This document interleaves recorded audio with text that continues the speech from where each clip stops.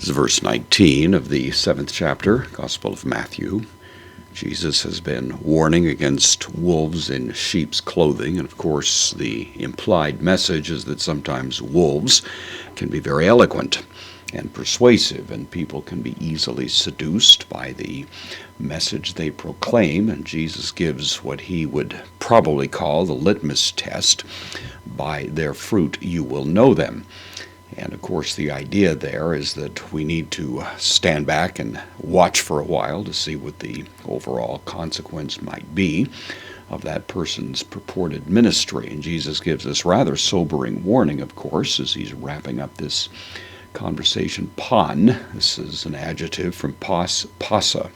Pon, the neuter, pon here, in the singular is every. This is the nominative, and it goes along with the subject here. Dendron is the word for tree, so every tree. May is the negation used with non-indicative moods. In this case, it's the infinitive. So literally, every tree not to bear. Idiomatically, of course, we bring it over as not bearing, making it a participle. Every tree not bearing, karpon. Fruit, this is the accusative. And of course, the standard word for fruit in the New Testament, along with the adjective kalon, which is the idea of good fruit. Good, not in the sense of agathos, morally good, but simply using the more broad term of beautiful or pleasing. Probably in terms of the metaphor involved, tasty might be an idea. So every tree not bringing forth beautiful fruit, we might say. And then this word ekopetai. This is from ekopto. Ekopto means to cut off. It's based on a root kopto itself, which means to chop.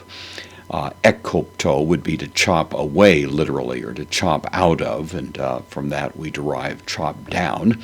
This is the third person singular present passive indicative, so every tree is chopped down, would be the notion that doesn't bring forth acceptable fruit.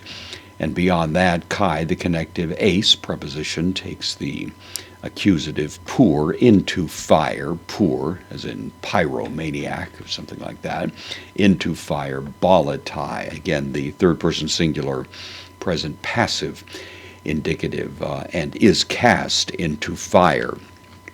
It's tempting, of course, to see in the reference to fire some kind of allusion to hell. That may be there, but generally commentators agree that it has more to do with simply or set aside in a rather permanent way, that these purported ministers who may be holding themselves out and may get some kind of attraction for a while, nevertheless will ultimately, by God's providence, be set aside, and that their ministry will basically come to nothing.